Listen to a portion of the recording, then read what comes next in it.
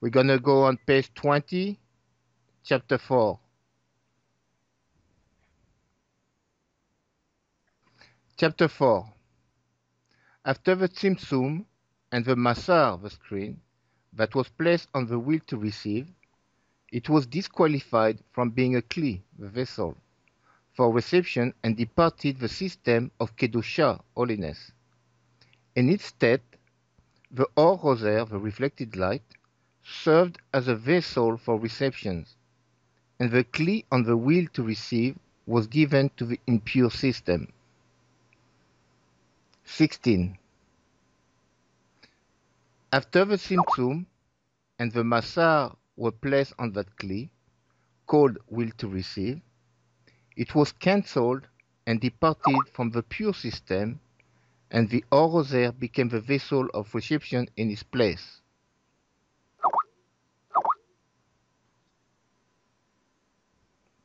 Know that this is the whole difference between the pure Abaya, which is Atzilut, Bria, Yetzirah, Ve'asiya, and the impure Abiyah. The vessel of reception of a pure Abiyah are from Or Roser, that is corrected, in equivalence of form with the Ein Sof, while the impure Abiyah use the will to receive that was restricted, which is the opposite form from Ein Sof, that make them separated and cut off from the life of lives, namely Ein Sof. Humanity feeds on the living of a klipot, the shells, and thus uses the will to receive as they do. This is that impure part that we're speaking about. 17. Let's talk about this, because there's a lot here. So let's just make sure we understand what he's talking about. So there are two. It says here that there's a pure abiyah and an impure abiyah. The difference that we actually was posted in the group, Mela put up a post that said that there was a different name of Havaya, which is a different name of the arrangement of the tetragrammaton, which is true actually. That's true.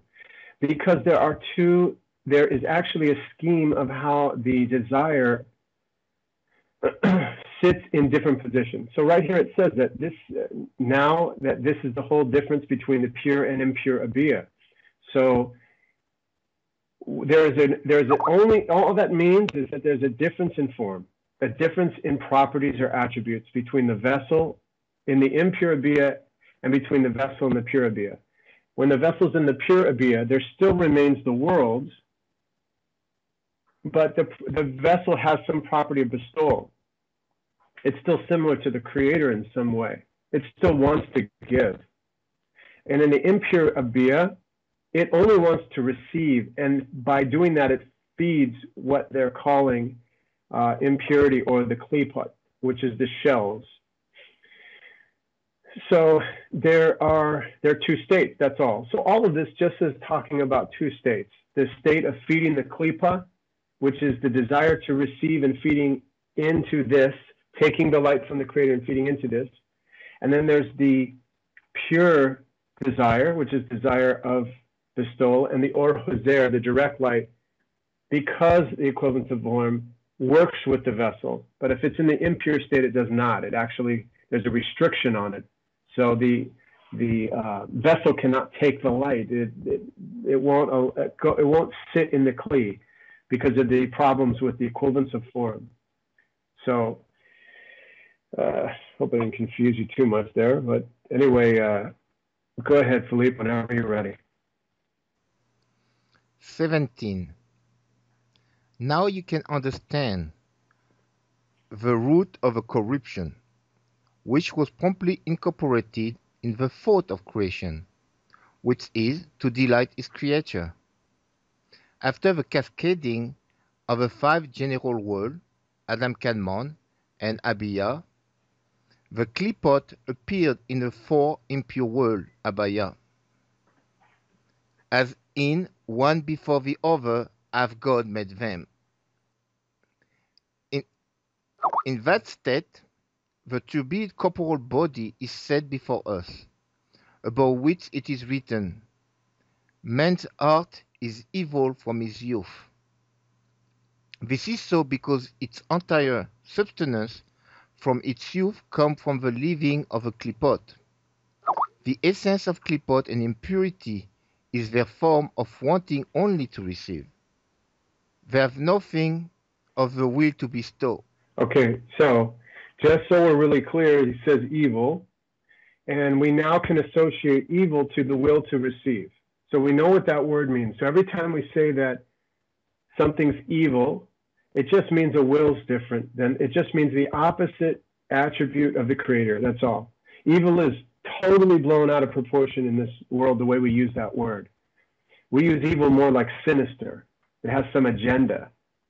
And in a way, Kripa has an agenda, but it just eats the same way any other thing in this world eats. Needs energy to live. So Klipa feeds off the energy rather than bestowing it back. The other question is, if the Creator intended to give the vessels total perfection and delight, then the question becomes, why did he throw us down into this body? In other words, do we feel like we're being punished? If he wants to, in essence, to give us delight, he slowly waits for us to develop our egoistic nature, knowing that we'll be opposite of him, and then cuts us off from the light. So ahead of time, you could complain to the Creator saying, well, you knew I would be like this. Now you cut me off and I suffer in this world by myself. But this isn't actually the case. Actually, as part of the development, the Creator is saying that you're cut off from the light because your ego grew to an extent that I needed it to grow so you could learn to use it and gain more delight. In other words, when you were in the state of Bihina Aleph, that first state where you were like a mother and a baby in the womb, you couldn't appreciate what I was giving you because you were pretty much just living on life support. So I had to birth you, push you away until a certain extent, grow your ego so that you could then utilize that ego to create more delight for yourself by rising back to me in this new consciousness. So the whole system, we can't look at it as a cruel system or something that the Creator was throwing us down to. This is actually perfection. We just don't see it that way right now because we're like little children who can't go play in the middle of the street at 1 a.m. and we're upset. Little do we know later, we're going to kiss our mom and dad and say, thank you for not letting me go outside and kill myself. So what we do in this world is we slowly learn and understand the way the Creator's working with us. And by doing that, we can elevate our consciousness and come out of the suffering in this world and speed up the process of correction. It's basically what Kabbalah is telling us. So where are we here? In that? In that, they are opposite from him, for he has no will to receive whatsoever, and all he wants is to bestow and delight. For that reason, the klipot are called dead, since the oppositeness of form from the life of life cuts them off from him, and they have nothing of his abundance. Okay, so this is easy, but we want to make sure we grasp this. In that they're opposite from him, he has no will to receive whatsoever, and all he wants is to bestow. So the Creator just wants to give us delight. That's all we know of the Creator. He just wants to give us attainment and life and delight and pleasure, all these things. The klipa, the shells, are called dead because they're totally opposite. They just want to receive. And something that just receives has no life of its own, okay? Because it totally relies on the giver. If the giver stops, the klipa dies, essentially. So that's already considered dead. You have to have a life at some point where you're commingling in a perfect circuit, and that's kind of what we're trying to do here. So the klipa are considered dead. The shells are dead. They have no way to make any of this happen the way the Creator wants it to. So since their oppositeness of form from the life of lights cuts them off from him, and they have nothing of his abundance. So just to understand, the klipa are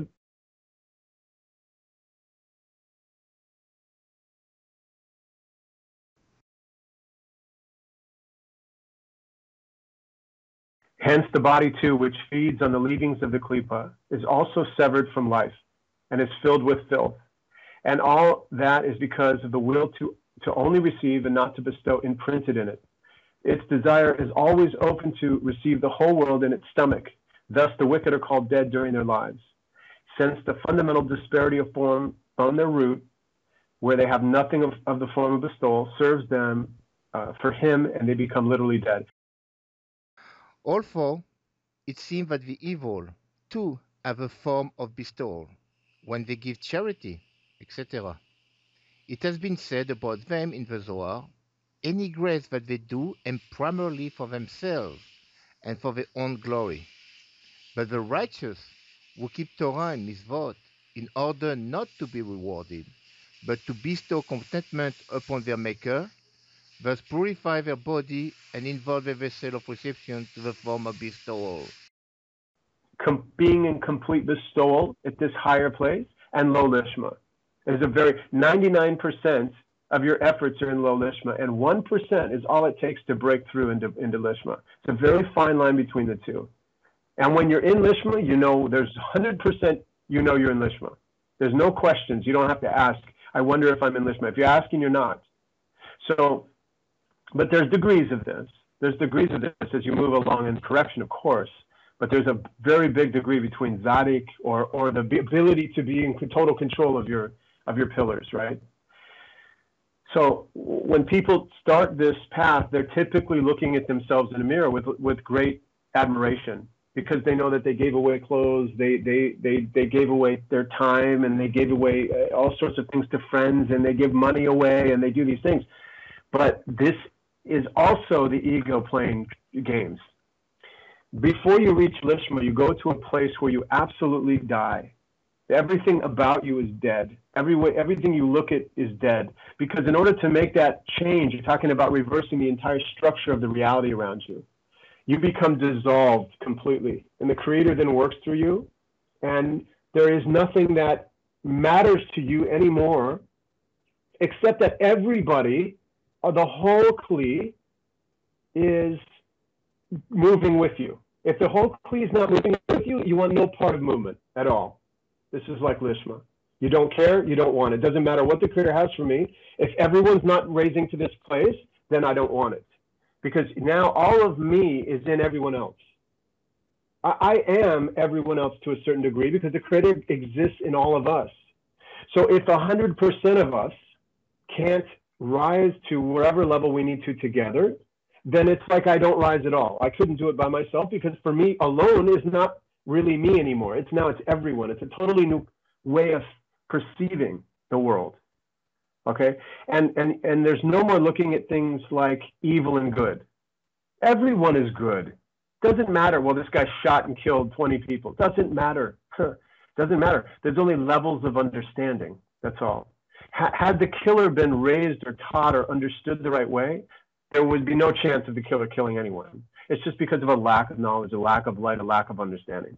So this is how you now see everything, just on this gradation. Just like a child, you know, you don't beat up a child for doing something that an adult considers unbelievably stupid, right? Because the child's a child, is learning. You just, you try to help it move along. So this is what Lishma is, and this is what we're talking about. When we look at wicked and dead, in the Talmud, you hear about this all the time. The goyim, the wicked, the dead, the evil, let them die. This is all misunderstood the way they're talking, okay? For a lot of this is talking internally, and a lot of this is also talking about the desires that are no good.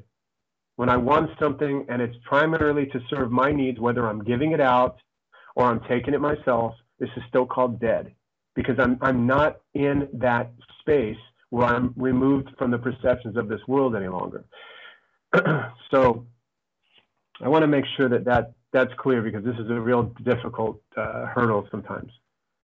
If I can add, what they're telling me is the bestow is to feed the klipa. It feeds the klipa. In a sense, it doesn't feed the kedusha, and that's why it is considered evil. It's like I do something that may look good, but I'm feeding the klipot, I'm feeding the beast, instead of feeding the holiness. That makes them completely adherent with him. for their form is identical to their maker, without any disparity of form. Our chasers said about the verse, "Say unto Zion, thou art my people, that you are with me in partnership." This means that the righteous are partners with the Creator, since He started creation, and the righteous finish it by turning the vessel of reception into bestowal. The whole of reality is contained in Ein Sof, and extends its existence from existence. Only the will to receive is new and extends existence from absence. What we just read before is really what we were speaking about. That elevation, that we're able to take the reception, the klipa, and elevate it to the kedusha, to the level of bestow. 18. Know that the very initiation that the Creator has initiated in this creation, which He brought out existence from absence, applies only to the form of desire to enjoy, imprinted in every creator. Nothing more was generated in creation, and this is the meaning of "I form the light and create darkness." The Ramban interprets the word creator as an indication of renewal, meaning something that did not exist before. Okay, that's a good good place to stop for just 1 second. And Philippe, so we have to remember that the only thing the vessel is made of is the desire to enjoy, right? So this is a big issue, because if we break everything down, and I'm talking about every single movement in our lives, everything comes to the reduction of this very chase. Everything we do, every word we say, everything we look at, every movement we make, everything is our desire to move forward to attain something. Even when I speak, I'm trying to do something that's going to bring me some calculated pleasure, okay? And pleasure is also, remember, because people will say, well, I run from fear. But that's also a form of desiring pleasure. That state behind me is worse than the state in front of me. I'm going to run forward. They call this fear, right? So everything is my measurement or my scale on how much I'm having pleasure now and how much I'm having pleasure in the next moment. How much can I have pleasure in the next moment? And I'm weighing this. If my next moment is less pleasure than my last moment, I am suffering. If my next moment is more pleasure than my last moment, I'm doing fine. I'm going to keep chasing that. The only problem with this entire formula that we live our lives by is that I'm going to, in my current state, because of my oppositeness of attributes from the Creator, going to suffer greater and greater. Why? Because my ego continues to grow, therefore it needs more food. Okay? I'm not happy with the same things I was yesterday today. So I need more, and I need more, and I need more. This is a problem, okay? Because I will never satiate my ego at some point. We don't play in sandboxes with toys anymore with kids, but we loved doing that when we were 6, 7, 8, 9, 10. I mean, I do, but no one else does. The problem is that this is how our entire lives progress and evolve. Every time I get a $10 paycheck in a day for doing a paper route as a kid, when I'm the next, a year older, I want $20 a week or 50 or whatever it is. And in life's the same thing. We constantly need in life raises, promotions. We're constantly driving toward more power, more knowledge, right? Everything is about us being this selfish creature. I want better sex. I want more sex. I want more knowledge. I want more money. Everything is like this in our egos. So this is a problem, because if we calculate this out, we can see, boy, I'm going to be really miserable this way. I'm never really going to be happy this way. The only way we can be happy is if we reverse our properties and reconnect with the source, because then my pleasure is derived from giving it. I can do that infinity. Okay, that would open up my ability to receive from myself, or at least fill and completely satiate my kli back into the Creator, infinite amount. Okay, so this is what Kabbalah is saying to us is to wake up and understand you're headed for a cliff. This is not the right way, that we have to learn, and we have to reverse our current attributes toward this new, toward the opposite. Okay? So, Philippe, where you want to? Yeah, I just want to say, because Sure. he's telling to us, the Rav, telling us something that he told us before in a different words. Remember when we say that the will to receive does not exist into the Creator, that he was one, unique and unified, that only what he created really by the thought was the will to receive. Here, the will to receive, like we spoke before, was evil or darkness. I mean, it's not like it's a bad thing, but it's its opposite to the Creator. And that's what he's talking about, that darkness are from the light, which is the light of the Ein Sof, the E, and his name, the darkness, that was what was created, that will the will to receive is what is considered the darkness. So next paragraph. You see that it does not say create light, since there is no innovation in it, as in existence from absence. This is because the light and everything contained in the light, all the pleasant association and conception in the world, extend existence from existence. This means that they are already contained in him and are therefore not an innovation. This is why it is written from the light, indicating that there are no innovation or creation in him. However, it is said of the darkness, which contain every unpleasant sensation and conception, and create darkness. That is because he invented them literally, existence from absence. In other words, it does not exist in his reality whatsoever, but was generated now. The root of all of them is the form of a desire to enjoy, included in his light, which expands from him. Okay, so Philippe's reading an important part that we have to understand, because this question comes up constantly. I mean, I've heard it a million times over years. There has to be a will to receive in the Creator for him to create, for me to come out of the Creator. This is totally wrong. This is not true. We are a creation from absence. We are something new that did not exist prior. Okay? We have to keep our eyes on this, because later this will be very important, because we're going to drive back down, well, wait a minute, I'm just the creator then. We're actually not. There's a couple of reasons why it's important. Number one is we're not the creator in that sense, and this is a huge, I see this all the time. We're God. Don't worry, there is no God, you're God. This is not the case. This is craziness, okay? If I'm God, then I would never stop apologizing to everyone in the world. We're not God. We have the ability to merge with God through our jobs, which is changing our properties. But right now, we're not going to worry about any of that. We're just going to worry about the problems that I feel internally. Everything else outside of me doesn't matter. I'm just talking about my sensations internally. And that is that I cannot receive or attain the Creator or his properties because I'm inverted from him. So I have to change my perception. My intention has to change. And that's what I'm going to ask him to do for me or help me with. Okay, the Creator's not going to do this for us. This isn't the way it works. We have to earn this ourselves so that we, again, we'll get into later, don't have to eat that bread of shame.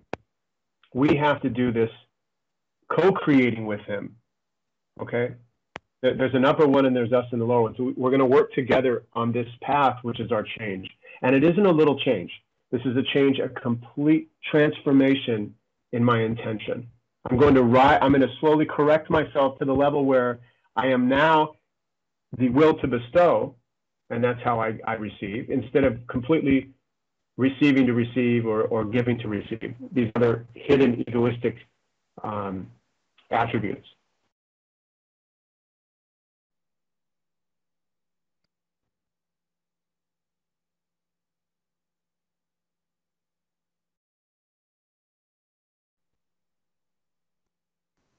Okay, so I just want to add, because we can connect to the thing we learned before, that we read before. There is a few things here. Remember we spoke about that nullifications, that we had to nullify ourselves.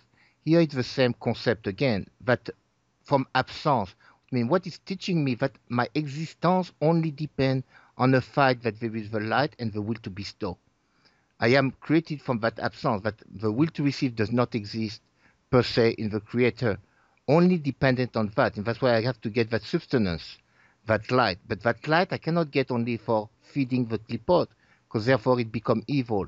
I have only as a partner to be able to use that light and elevate it, elevate the klipa, the light. I think the terminology is the klipa noga, that the brightest, the spark of light within the klipa. I have to be able to elevate it back to the bestow, to that level of bestow, because there is into it that bestowing, like we spoke before, the evil have that bestow, but it is not used appropriately or correctly. And I'm going to keep on reading on the next paragraph.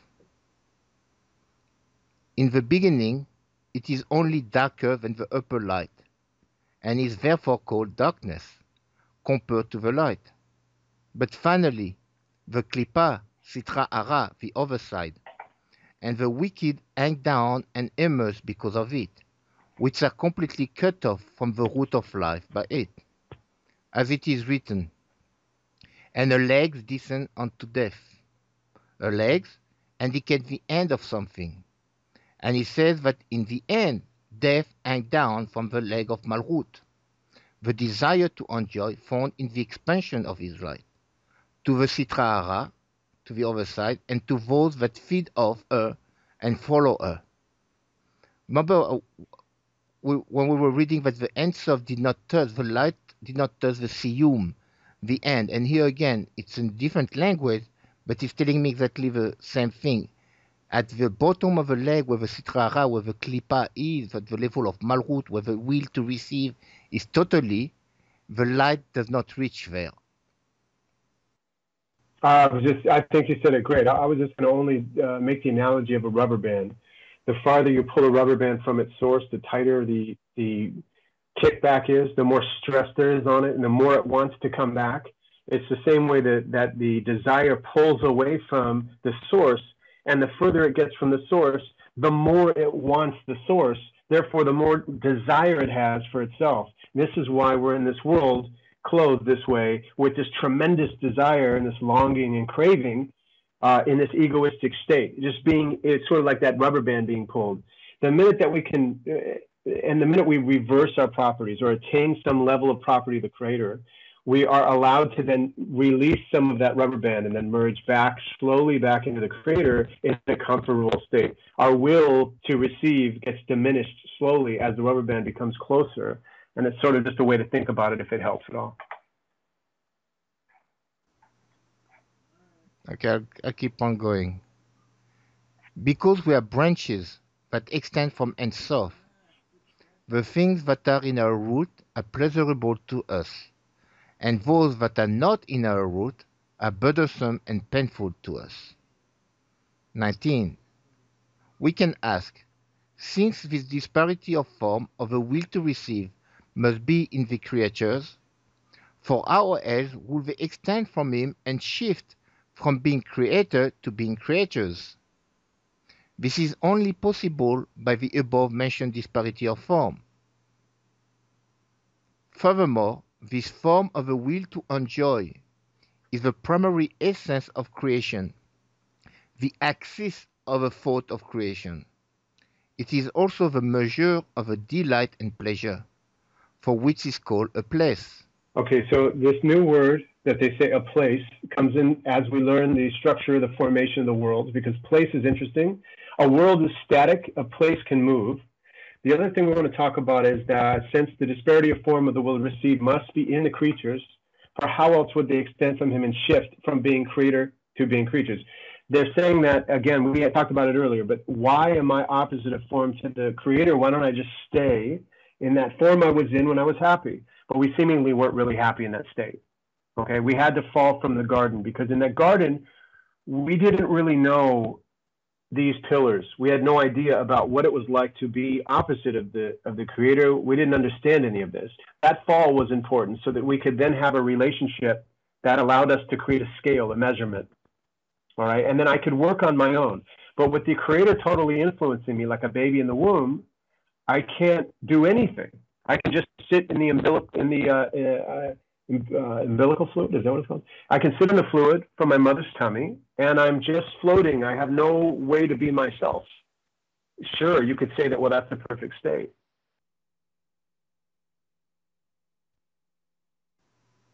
No, we lost him again. But to keep on saying what Chaz was saying about that place, that need to have been, how can I be a creator and not stay the creator and not be the creator? And that's that necessity. If I would be the creator, the emanator, then there will be no need, there will be no question, there will be no partnership, there will be no life, there will be nothing, there will be only the Ein Sof. And so that disparity of form, that sinui tsura, what we were speaking before in difference of form, in a different term, that's what permits us to be able to receive. That's what permits us, in a sense, to be able to elevate and return to the bestow. Without it, there will be no need for it. And I keep on reading. How can we say about it that it is called darkness, and extend to the berina, the discernment of death, since it creates separation and interruption from the life of lives in the receiving lower ones? We should also understand what is the great worry that comes to the receivers because of the disparity of form from his essence, and why the great wrath. To explain, we must first know the origin of all the pleasures and suffering felt in our world. It is known that the nature of every branch is equal to its root. Therefore, every conduct in the root is desired and loved and coveted by the branch, as well, and any matter that is not in the root, the branch too removes itself from them, does not tolerate them, and hate them. As we have learned plenty of time, that all what happened was into the root had to be into the branches, and what is not in the branches, what is not in the root is not in the branch, or what is not in the branch is not in the root either. This is an unbreakable law that abides between every branch and its root, because he is the root of all his creations. Everything in him and that extends from him directly is pleasurable and pleasant to us, for our nature is close to our root.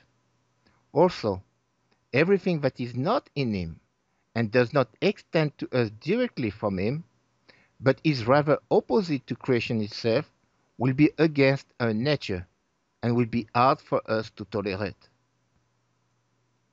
For example, we love rest and vehemently hate motion, to the point that we do not make even a single movement if not to find rest. This is because our root is motionless and restful. There is no movement in him whatsoever. For this reason, it is against our nature and hated by us. Similarly, we love wisdom, strength, wealth, and all the virtues because they are included in him, who is our root. We hate their opposite, such as folly, weakness, poverty, ignominy, and so on, since they are not all in our root, which makes them despicable, loathsome, and untolerable to us. Well, I think it's quite explaining by itself. With an example, I think we all can understand. So I'll keep on reading. We should still examine how can there be any extension that does not come directly from him, but is opposite to creation itself. It is like a wealthy man who called upon a poor fellow, fed him, and gave him drink, silver, and gold every single day, and each day more than the day before. Note that this man tests two distinct flavors in the great gift of the rich. On the one hand, he tasted immeasurable pleasure due to the multitude of his gifts. On the other hand, it is hard for him to tolerate the plenitude of benefits and is ashamed upon receiving it. This causes him impatience due to the plenitude of presents showered on him every time. It is certain that his pleasure from the gift extends directly from the wealthy benefactor, but the impatience that he felt in the present did not come from the wealthy benefactor. It is certain that his pleasure from the gift extends directly from the wealthy benefactor, but the impatience that he felt in the present did not come from the wealthy benefactor, but from the very essence of the receiver, the shame awakened in him by reason of the reception and the free gift. The truth is that this too comes to him from the rich man, of course, but indirectly. So what they're telling me is really that I understand what the bestow, all the pleasure that I'm receiving from the Creator, I can understand very easily. Like the example with the rich man, I can understand what I'm receiving. I can see because it is really from him. But the shame that I'm feeling, that discontent, that desire that I don't want to receive, that Masao, was speaking before, that I'm building the kli to be able to restrict the light that I'm receiving. I feel like I shouldn't receive all this. This is not coming from him. And that's why they're telling me here that part, before we were speaking about the partnership, but partnership was to be able to elevate to that holiness, to that kedusha. So if I will receive everything from him, I will not have that possibility. Okay, so this is what I wanted to say before I get cut off. I'm sorry that I keep getting cut off. I have a guy coming out Saturday to try to fix this for us, but this is a really big concept. I don't know if we saw on the board today. Jeffrey was asking me a lot of questions directed at this that reflected back on shame. So the issue is, like, we can look at it as a tree because we're talking about roots. So let's look at a tree. So a tree has the root structure, the trunk, the branches, and the fruit. So as the tree extends and grows, the fruit hangs off the branch, and we're going to call the fruit the creature in this instance, okay? So by the time the branch grows, it still feels connected as part of the tree. But once it becomes fruit, the fruit sort of says, now I'm totally different than the tree. Okay, I am something completely different. I'm edible. I have rind. I'm sorry. I have you can peel off my skin and eat me. I'm sweet. I have all these things that the root doesn't have at all, and I'm totally opposite from the root. However, I have to keep receiving from the root, which goes up the trunk, then to the branches, then to me. I have to keep receiving this, and because of this, I don't feel right. I don't like this situation. Okay, this is weird for me. I don't want to keep receiving like this. I want to be sort of, my growth now wants to be, I want to be like the root. I want to be independent. I want all these things. So we can see that through this ripening of the fruit gets to its sweet. Because the will to receive is not in our root, with its shame and intolerance in it. Our sage wrote that to correct that, he has prepared for us labor in Torah and mitzvot. In this world, to invert the will to receive into a will to bestow. 20. We learn that all the forms that indirectly extend to us from him present a difficulty for our passions and are against our nature. By that, you will see that the new form that was made in the receiver, namely the desire to enjoy, is not in any way inferior or deficient compared to him. Moreover, this is the primary axis of his creation. Without that, there would be no creation here at all. However, the receiver, who is the carrier of that form, feels the answerable due to himself, since this form does not exist in his root.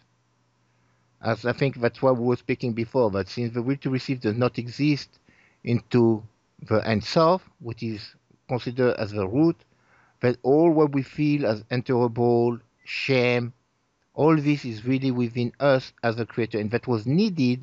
If not, there will have been no creation at all. Now we can understand the answer of our sages. that this world was created because one who eats that which is not one's own is afraid to look at one's face. They refer to the disparity of form of a desire to enjoy, which necessarily exists in the souls, since one who eats that which is not one's own is afraid to look at one's face. Any receiver of a present is ashamed when receiving it, due to the disparity of form from the root, since the root does not contain that form of reception. To correct that, he created this world, where the soul comes and clothes a body, and through the practice in Torah and Mitzvot, in order to bring contentment to his Maker, the soul's vessel of reception turned to vessel of bestowal. I think this is quite important because really that's certainly I understand what is my purpose. I understand exactly what was my creation. I understand we think that it is, as most of us have learned from the beginning, I need to learn how to receive the light. And that's maybe my purpose. Like we say, the purpose of creation was for me to enjoy the light. But there is something much different, as we just learned before. There's a partnership. My purpose is really, I'm doing something here. The correction, that correction is really my purpose. Not simply to enjoy the light, to receive it, because then it's really selfish. It is for me. It's to be able to turn that vessel of reception into a vessel of bestowal.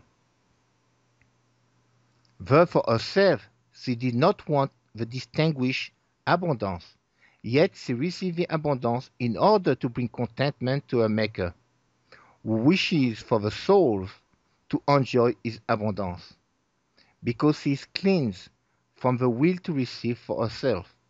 She is no longer afraid to look at his face, and thus reveal the complete perfection of a Creator, and the need and the necessity to hang down all the way to this world, with a great labor of turning the form of reception into the form of bestowal, can only be conceived in this world.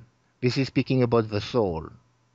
That's why the soul, that spark, that's its whole purpose, to be able to come down to this world. The wicked are doubly destroyed, and the righteous doubly inherit. 21. Come and see that the wicked are doubly destroyed, for they hold both ends of a rope. This world is created with a want and emptiness of all the good abundance, and to acquire possession we need movement. However, it is known that profusion of movement pains man, for it is an indirect extension from his essence. However, it is also impossible to remain devoid of possession and good, for that too is in contrast with the root, since the root is filled abundantly. Hence, we choose the torment of movement in order to acquire the fulfillment of possession. However, because all their possessions are for themselves alone, and he who has 100 wants 200, one finally dies with less than half one desires in one's hand. In the end, they suffer from both sides, from the pain of increased motion and from the pain of deficiency of possessions, half of which they lack. But the righteous inherit doubly. In the end, in other words, only they turn their will to receive onto a will to bestow, and what they receive is in order to bestow, then they inherit doubly. Not only do they attain the perfection of pleasures and diverse possession, they also acquire the equivalence of form with their Maker. There, they come to true dvekut, adhesion, and are at rest, too, since the abundance comes to them by itself without any movement or effort. They tell me exactly the difference between those. Well, the wicked is not that they do bad things. The wicked is the one that only seeks to receive for his own self and wants the abundance of the body, of the klipot, of the lower. While the righteous is the one that understands that his purpose is really to receive, but not for his own sake to feed the klippa, but to elevate the klipa to the holiness, to return it to the Creator, and in so getting into the adhesion with the Creator. And that's different. That it's a double, because I'm also receiving from here, but I'm also able to be able to elevate to another level. And doubly because I'm receiving from here, but I'm keep on only seeking the pain because I'm never always in deficiency. I'm always wanting something. So the wicked is always seeking to have more, and because he's lacking more, he's not able to receive. So doubly get into the pain.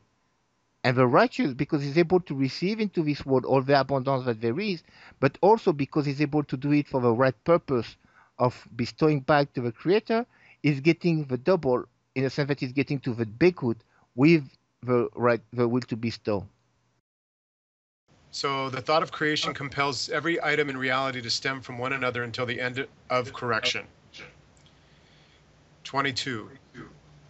Now we understand the power of his uniqueness. That is, his thoughts are not our thoughts, and all the multiplicity of matters and forms we perceive in this reality before us is united in him with a single thought, being a thought of creation to delight his creatures. This singular thought encompasses the whole of reality in perfection, in perfect unity through the end of correction, for this is really the very purpose of creation, and this is the operator, like the force that operates in the operated.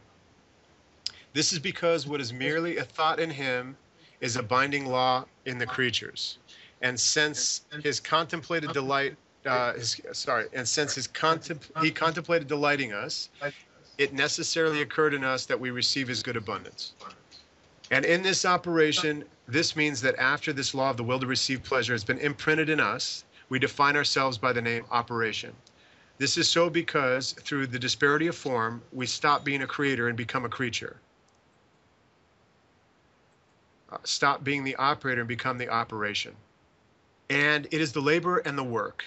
Due to the force that operates in the operated, the desire to receive increases in us as the world's hanging down, until we become a separated body in this world, opposite in form from the life of lives, which does not bestow outside itself at all, and brings death to the bodies and every kind of torment and labor to the soul.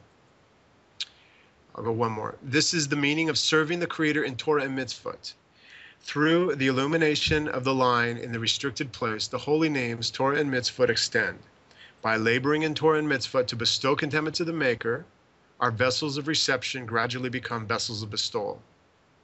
And this is the whole sought-after reward. Let's go one more. The more corrupted our vessels of reception are, the more we cannot open our mouths to receive his abundance. This is so due to the fear of disparity of form, as in one who eats that which is not one's own, and is afraid to look at one's face.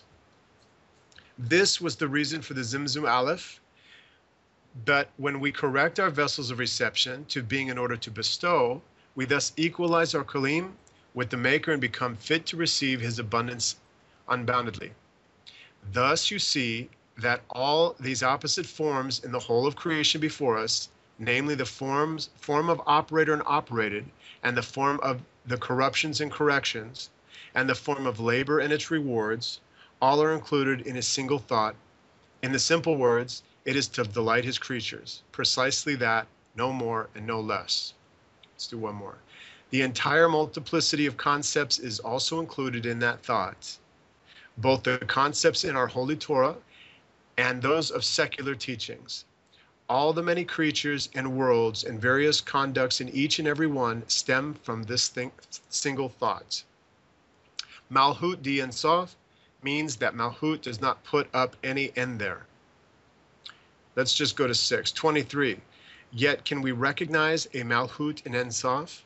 That would mean that there are the upper 9 Sefirot there too. From our words, it became very clear that the will to receive that is necessarily included in the light of Ein Sof is called Malchut di Ein Sof.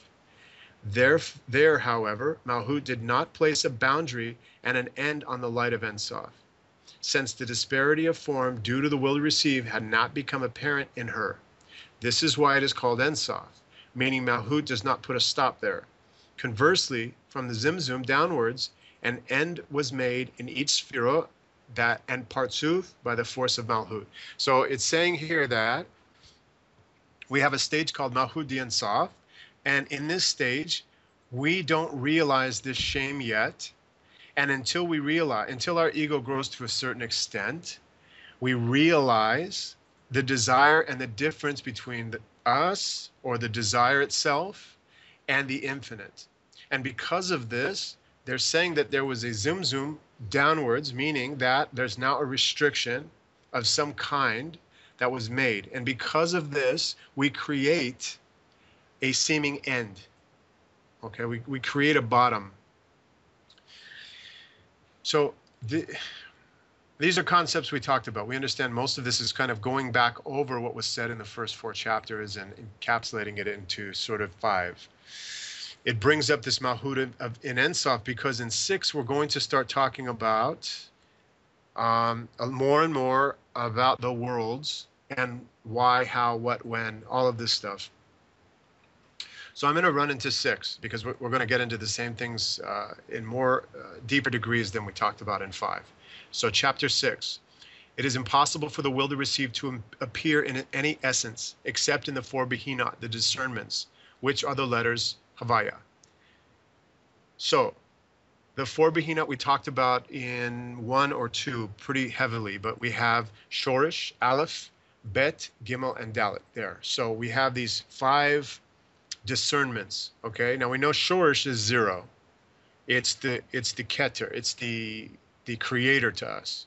It's something we can't even discuss or talk about. It's sublime. It's beyond our comprehension. And so in Behina Aleph, also we can begin to have only the discernment that there's a will of receiving and a creator that is giving. That's all.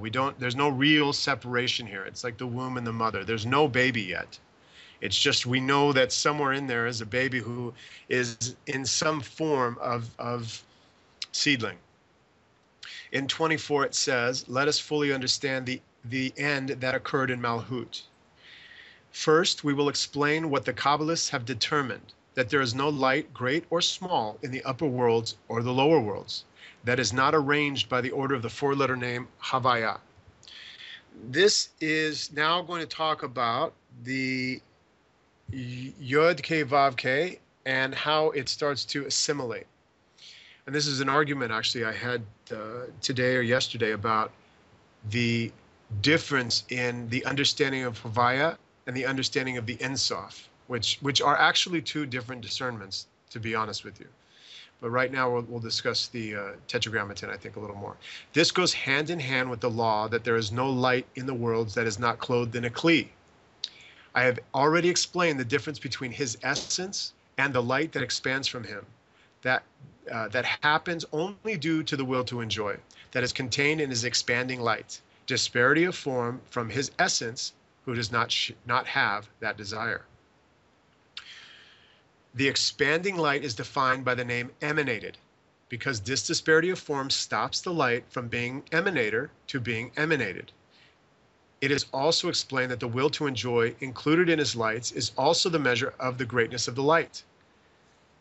It is called the place of the light, meaning it receives its abundance according to its measure of will to receive and craving, no more, no less. So, the place of the light receives its abundance according to its measure of the will to receive and craving, no more, no less. The more that Malchut craves determines the measure of its will to receive. Right? This is a principal idea. The larger the craving, the more the will to receive. Okay, just to make that really clear. It also explains that this will to receive is the very novelty that was generated in the creation of the worlds by way of making existence from absence. This is so because the form alone is not at all included in his abundance, and the creator has only now created it for the purpose of creation. This is the meaning of and create darkness, since this form is the root of darkness due to the disparity of form in it. For this reason, it is darker than the light that expands within her and because of her. Okay, so the darkness is generated by the craving. So Malchut is basically a part of this creation of darkness. All right. What this means is that the creator is not necessarily creating degrees of itself. The vessel is creating degrees of the light. Okay, again, because of the craving only. There is no degrees of the perfect light. It's always perfect. It's always shining in its full glory. But the vessel is creating worlds that are clothing of this light